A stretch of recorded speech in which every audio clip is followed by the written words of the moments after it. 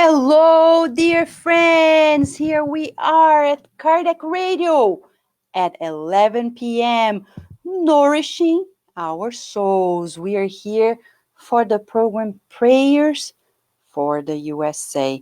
Of course, we pray for the whole world, but no matter where we are born in this world, at this time we need to pray for one of the countries that was called for the mission to create bridges of friendship, of harmony around the world. You may not believe it, but read it in the book On the Way to the Light by Emmanuel through the medium Francisco Cândido Xavier or Xavier, however you want to call him. It's a book that is a must for us to understand life in our planet. So welcome, dear friends. And for those who are here with us, I see beautiful friends who have already joined us. And we're not alone in two realms. In the physical realm, we're joined by our friend. You already know him, Nahur Fonseca. Hello, Nahur. How are you? Me tonight for this wonderful opportunity. Thank you, Nahur. You know, Nahur, some people are coming along. We have our platform of the podcasts available, not only, but mostly at SoundCloud. And for those who don't know, Nahur and Gabi, his wife, this beautiful team that reminds me so much of Kardec and his wife, right? Since we are in the mood to revisit the history, watch the movie Kardec that was just released on Netflix yesterday.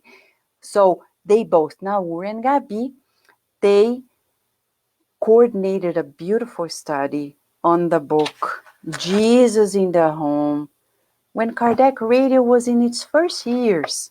They did this beautiful podcast, so beautiful, so beautiful. And now you can go there and listen to each and every chapter in such a dynamic way. So thank you, Nahur, for that Thank you. work that is never lost. Still there. Every time people listen, they're like, oh my gosh, I love it. Everybody loves it, and me too. It's Thank great. you. Very kind. So, Naur, we are here to talk about a lesson in the book Jesus in the Home by Neio Lucio that may be very inspirational for us because we are living at a time of transition around the world, not only here in the US, and a time in which sometimes people fluctuate from being optimistic to being pessimistic, being optimistic and then depressed. And there are so many beautiful lessons, as you know, and today we have selected the lesson of chapter 43, the glory of dedication, right? Yes. Before I go through the chapter, since you read the book, you studied it, you coordinated this beautiful study through your efforts with Gabi that was streamed at Kardec Radio and continues to be available there. Would you like to give the listener and the viewer an overview about why do you think this book is so special, please? Yeah. So I think the idea of the book is to uh, document or bring alive to us who are living nowadays what was it like to be with Jesus in those early afternoons or early evenings in the house of Peter. And he would gather around the disciples, Peter's family, and they would talk about their day, whatever happened on that day, whatever struggles they were going through. And Jesus would listen. And then he would comment with his wisdom. Uh, and that was the I like the expression. It's like instrumental gospel. It's a gospel that will apply to our life right then, right now. And I think that's what we should always strive for in Kardec Radio, in our Spiritist centers is to give the participants who come and attend our meetings something that they can use right now, right then, because we are all suffering the influence of this moment of transition, and there are many thoughts, heavy thoughts around us. So if you're not vigilant, if you don't apply in our lives what we are studying, what we already know about our spiritual practice, then we are going to be influenced. We're going to let ourselves down and open to other um, heavy thoughts and influence that can derail us, lead us astray. So these are beautiful lessons, beautiful stories. There's always some something to remember. So in this story that we're going to read today, there's a harp player, right? So it's a very interesting story. I invite you all to listen carefully what's going to happen.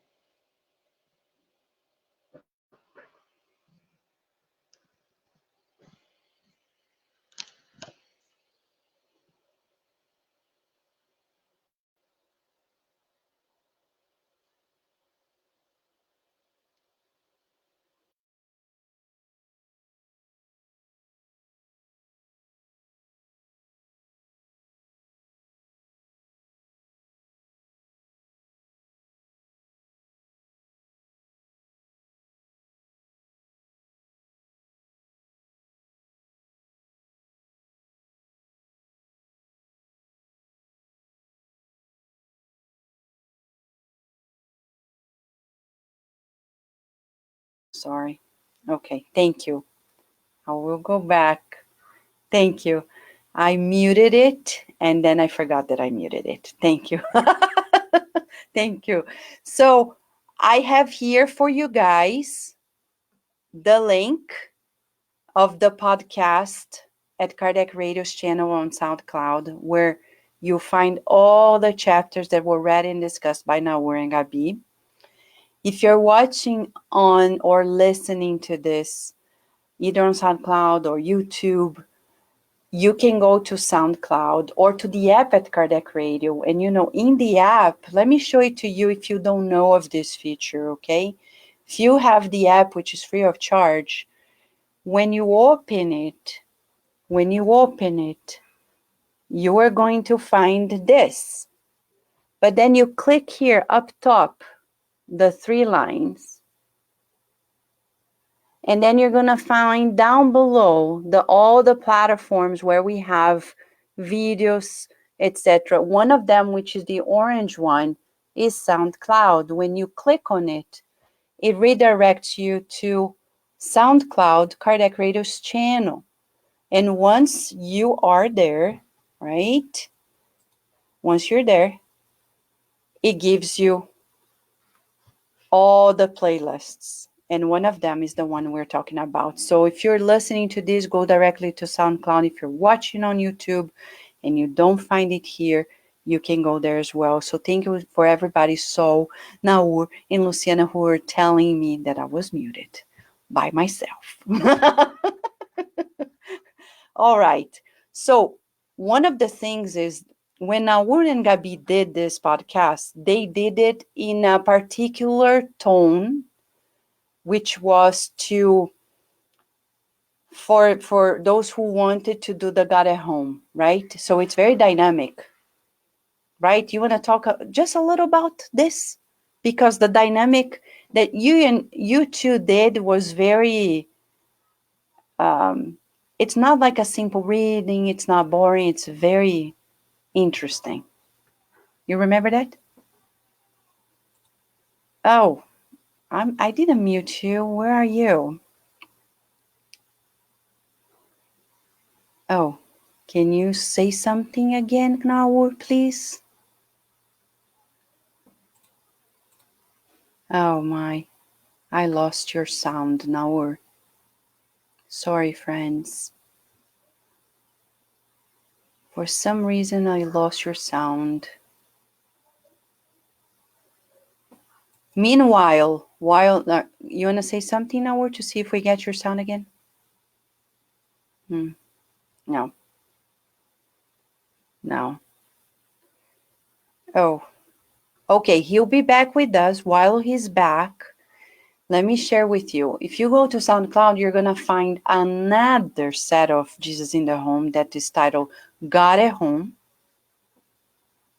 by Mackenzie Mello.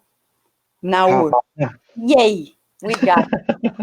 Welcome. I was just telling them that we have another set that was done later by our Yeah, friend Mac Mello and friend Kranz. Their trigger audience was a different one. So, yeah. do you recall a little bit you want to share with the public? When I and Gabby did it, I remember that uh, we want to do it as if you were doing the gospel at home. So we with children even, right? So we would read the story, and if the story had some kind of a dialogue, I would take one person in the story, and she would take another person. So we kind of tell the story live, and in the end, we would try to explain the story, and sometimes we would also read a short message from Happy Life by Joana de Angelis that uh, kind of show the same idea in a different perspective. Um, Hmm. and I don't remember if we actually did a prayer, but usually you're supposed to do a prayer in the beginning and the end. You But I did. think because of the radio, we kind of make it a little more simple.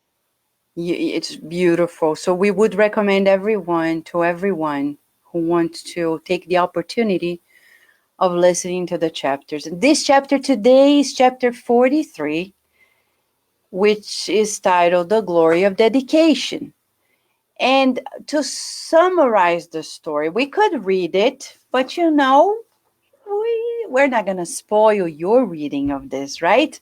So we're going to summarize it, um, saying that Jesus was gathering together, as now were mentioned, with some of the disciples, and James, one of them, was there talking about the problems in becoming a disciple in this world, the difficulties in spiritual growth. So they were talking about it all when Jesus became surprisingly quiet as he listened to everyone's opinions. When Peter then asked him directly about the matter, it's funny the way Neio Lucio explains the scenario, because sometimes I feel like Jesus was almost like a kindergarten teacher, listening to the kids, and at some point addressing it all. And Jesus so kindly thought for a few instants and talked about the story. But before he said the story, he comes up with a statement concerning teaching and spiritual growth. Everything depends on the student.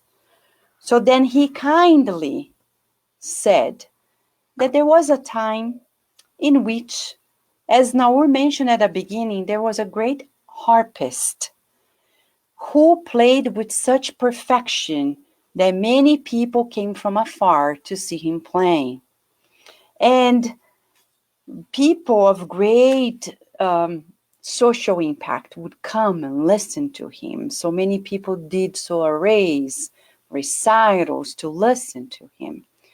And he had a slave who seemed to be foolish. These are the words in the very text.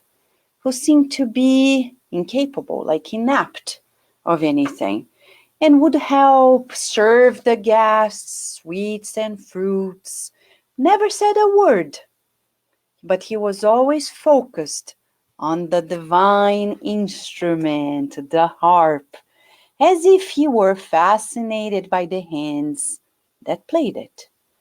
Many years went by, said Jesus. One day, the artist, who is famous, comes home unexpectedly and he listens to this heavenly melody. He asks himself if an angel is playing it, as beautiful as it was, and he asks who could be the stranger taking his own place. He walks around the house and he's taken by emotion, tears of emotion, because he saw that the very slave, whom he thought to be simple, old, foolish, was playing the harp in such a marvelous way. He was shocked. The magnanimous and famous artist then got to know that while the slave, when he had his free time, he would play an old harp as he observed his master doing it. His master and the greatest artist was so impressed that he set the slave free and granted him the position that he rightly deserved.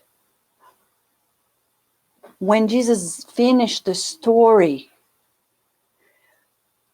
Neio Lucio describes that people were in surprise in their faces. They were expressing surprise,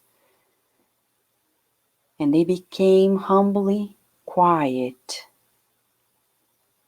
And then Jesus concluded. We're going to say the very words as written by Neio Lucio. The acquisition of noble qualities is the infallible glory of dedication. Every man and every woman who uses their spare time on the harp of life, comforting to the wisdom and beauty with which our Father expresses himself in all corners of the world, will quickly absorb his greatness and sublimities, thus becoming representatives of heaven for their brothers and sisters in humanity. But when they work only during the share of time for which they are paid, without making any use of the great concessions of time that the divine goodness has granted them in the body, they will receive nothing more than the world's transitory remuneration. Now, so much food for thought, right? Yes. I can't help but think that many of us are still in the daily grind of work from 9 to 5, and sometimes 8 to, I don't know, 10 in the evening or 11, depending on what you do, right? And if we use all of our intelligence and our talents only to do the physical part of our work, then we are neglecting, as Jesus said before with Mary and Martha, we're neglecting the best part, the part that is important for our immortal souls, the part that we take with us. It's very interesting, and I think this could be a theme for debate for hours. Is what is the harp of life? So, what is the work of observation that this slave was doing that we can do in life and practice, right? Because he was also not only observing the master, he was also practicing on his free time. Yeah. So you need the skills, right, to practice charity even. You need to learn it. And I think you need to learn it on the job, like some kind of, uh, you learn with the practice. Yeah. I think it's so beautiful what you asked. I think it's an educator's question. As an educator like yourself, you're like making us think, like, oh, the harp of life. That's the highlight that Jesus make. And he says in almost like in parentheses, conforming to the wisdom and beauty with which our Father expresses himself in all corners of the world. And it's so beautiful now because nowadays we're seeing generations after generations being raised without God being center staged. Yeah. And this is very dangerous because people are thinking they are flying solo in their lives And it's so risky because when you think you're the one who is inventing and reinventing your life, you may derail for centuries without noticing until we get to know that we were created by God. That's why in the Spirit's book by Kardec, question number 1, without God, we don't exist. That's why it's foundational. So when we put God at center stage, our time is no longer ours, like a slave, quote unquote. We are dedicating our time to admiring the things of our, I say this quote unquote, our owner. In this case, Jesus is saying, our creator. So when we admire the things that God created, that God has done and sustains, and we gravitate to unfolding the beauty and the wisdom of it all at all times, then we will come to abilities that we could never imagine we had. Yeah. As he says, the slave was admiring the master. He was not a rebellious slave because he could have been. Yeah. Oh, this master, he thinks he's so famous and I'm here. Oh my gosh, my free time, I'm going to drink, I'm going to relax, I'm going to, I don't know, do nothing, That's right. sleep, He could right? have complained, it's so unfair. I'm a slave. I would do nothing, right? He could be revolted. Yeah. And instead, he seized the opportunity. He observed what was available for him. And from that, he took what was good, right? In a swamp, you can complain about the smell, about everything being wet, or you can admire the flowers or the animals or all the beautiful life that exists and abounds around it. That is the, let's say, mandate of the workers of the light. Whatever you are put, you need to seek what is good, what is light, and learn from it and make it grow more. Mhm.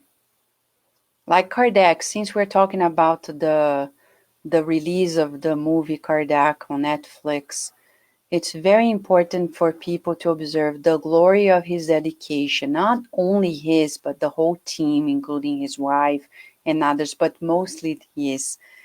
That was not an imposed task, but he was only able to fulfill it because he, deep inside, adored God. And we say adored because he writes about the law of worship, the Hmm. law of adoration. And this is something we barely know how to do in our daily lives. We barely teach our children to admire God, to adore God. And this slave in the story, to learn it, he had to really be a good observant. Though we have the mirror neurons, you need to focus, be willing, and admire in order to absorb it. So he was quite devoted, dedicated, out of his own admiration for his master. Sometimes I see people, Nahur, who cannot find the joy of living because they lost their conscious connection with God. If you Hmm. ask them, where is God in your life? They're like, I don't know. I said, when you Yeah. find God, your spark of life will come back. Because Yeah. Jesus is saying, the harp that gives joy, right? The music of the harp, says Leon Denis, is the most heavenly one in the book Spiritism in the Arts. So it's interesting that he uses the harp and attaches to life to say about the best tune that we can play, the most heavenly part of all of Yeah. us. I was thinking about that too. And what I kind of examples that I could come up with was imagine you were waking up in the morning and maybe your sibling is already in the bathroom. And then you go and knock at the door. Da, da, da, da. That is so out of tune. That's not harmonious. It's not a harp song at all, right? So if you could put more music in that, what would you do different? If you could think that you're playing an harp and you say, "Oh, dear sister, I have an appointment at 9 o'clock this morning," how much better music to her ears that would sound like, right? So if we could observe the places in our lives where we're out of tune Yeah, and just play some beautiful music instead, how much better would it be? yeah, beautiful. It's the heavenly part of us.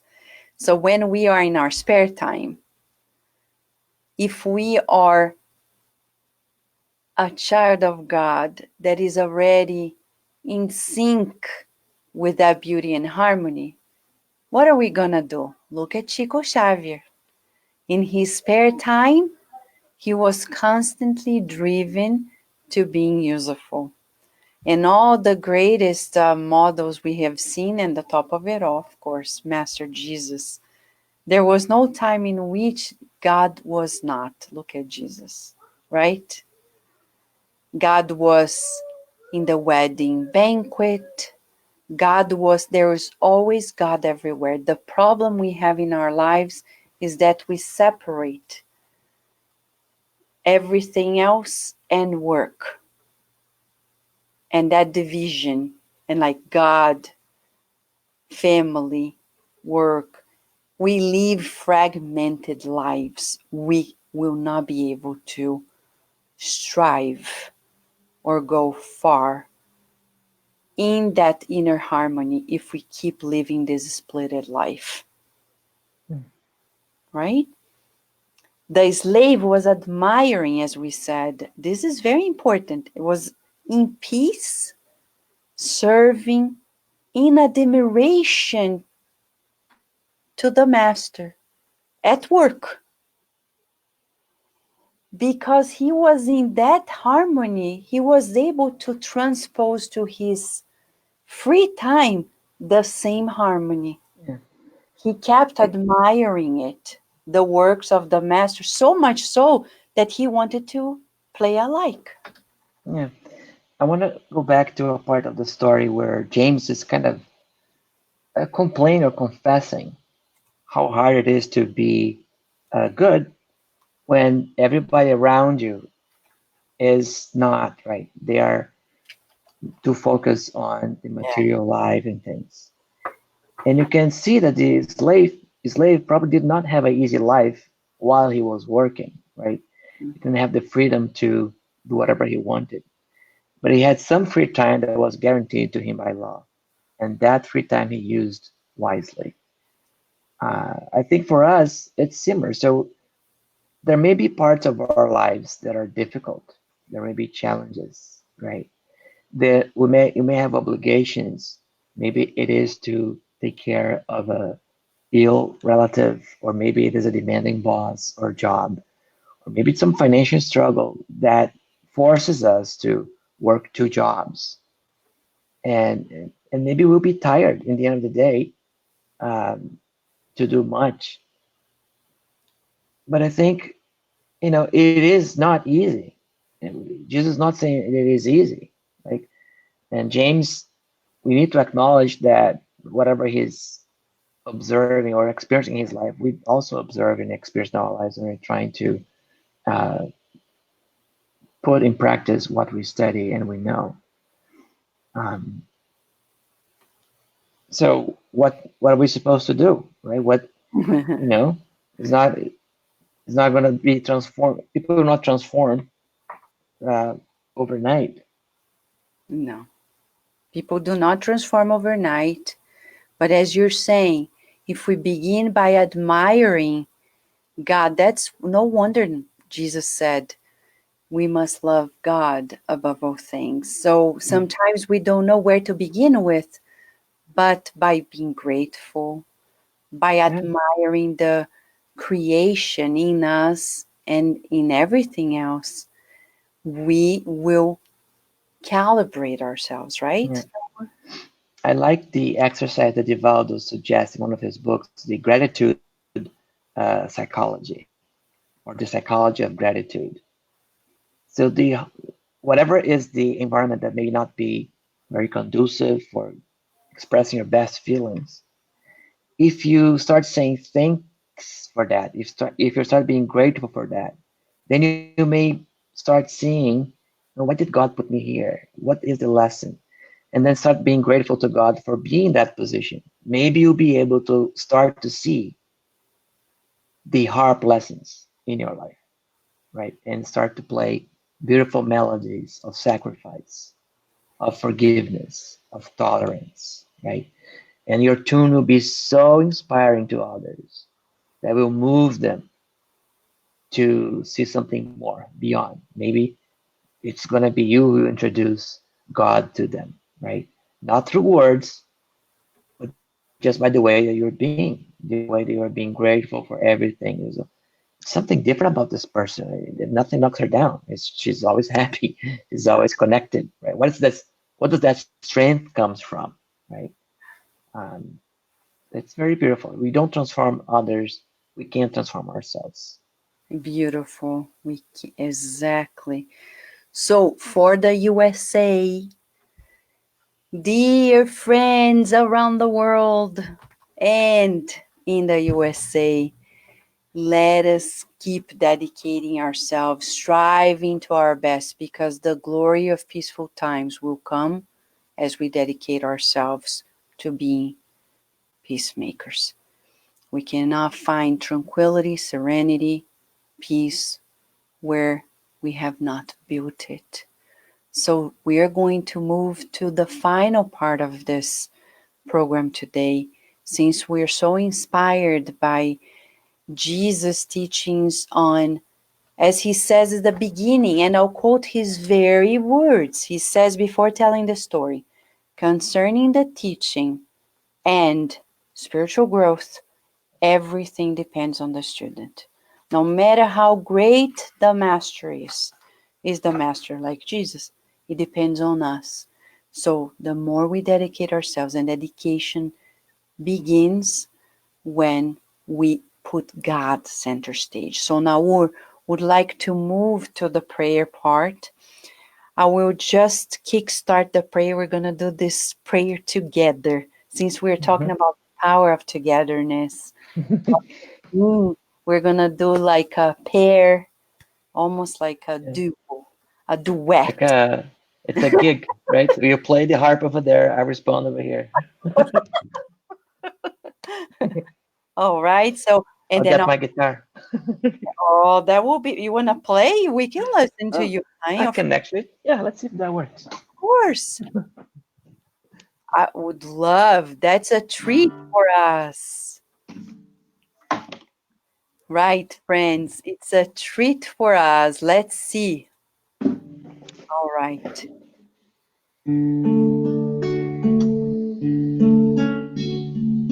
Can you hear it? Yeah. Oh.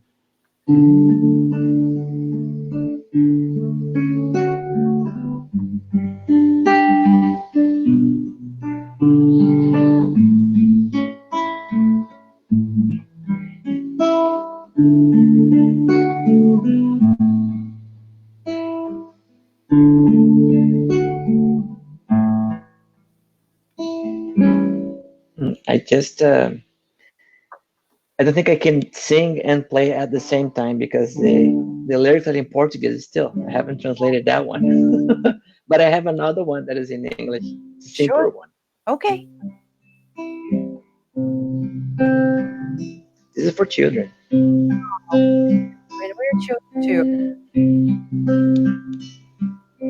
When I pray, when I pray, I feel good, I feel good. My heart beats, my heart beats, full of joy, full of joy. Oh, it's so beautiful. So we're gonna pray inspired by that. I will begin and then I'll pass the word to you. So we invite all the viewers, the listeners to join us in this prayerful moment. Let us feel the joy of the heart of O Lord of all life. Your love is so immense. We feel the miracles of renewal, freeing ourselves from the shackles of our ignorance, like the slave that was free after dedicating himself to the beauty and the wisdom of life created by you. Thank you for empowering us, co-creators. Would like to pray to the whole world, to all of our brothers and sisters and in all the kingdoms of heaven. And we would like to pray especially for harmony, friendship, and peace in the heart of all.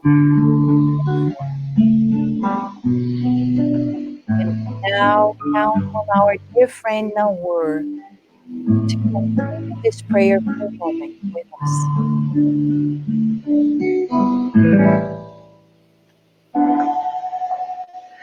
Let's raise our thoughts to our Mother, Father God, asking for the good spirits who are responsible for our planet to join us in this prayer. We pray so that all the good people in this planet, the good spirits, may come together in thoughts, in feelings of gratitude, love, and peace, joining forces with the divine blessing, with the planners of this world, and be grateful for all the challenges of this planet that teach us how to live harmoniously in this great family that we call humanity. We humbly ask our Master Jesus to give us the courage to challenge ourselves to be more humble, more charitable, more peaceful, to do like the humble slave and take all the blessings in our lives and even the reasons for suffering and challenges as lessons for our souls. We wish that everyone who is suffering in the planet, and in particular in the United States, whatever they see hate, may they find love.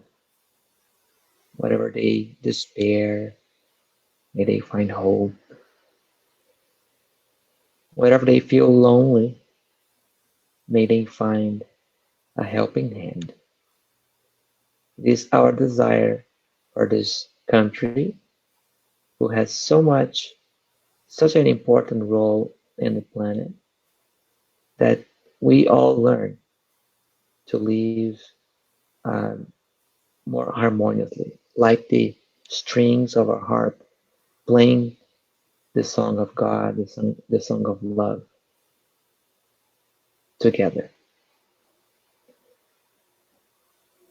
May God bless us all. May God bless this United States.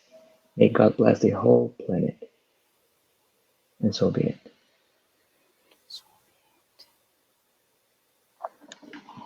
Thank you, my friend Nahur. Thank you. Well, thank you. I will translate this song, the other one that I wanted to play, so we can Okay. do it another time. Hey, we look forward to having you more often here, okay? Yes, sure. Thank Have you. a good evening, everyone. Thank you for listening. Thank Have you. a good night. Thank you. And to all of us who are watching us, thank you, dear friends. Thank you, Sunshine. Thank you, Silvio Ted, and everybody who is here supporting this effort. Let's keep praying and praying for the world and praying for the USA. Big hug to you, and until next week, when we'll be back with more prayers for the USA here at Kardec Radio at 11 p.m. Thank you, friends. Thank you.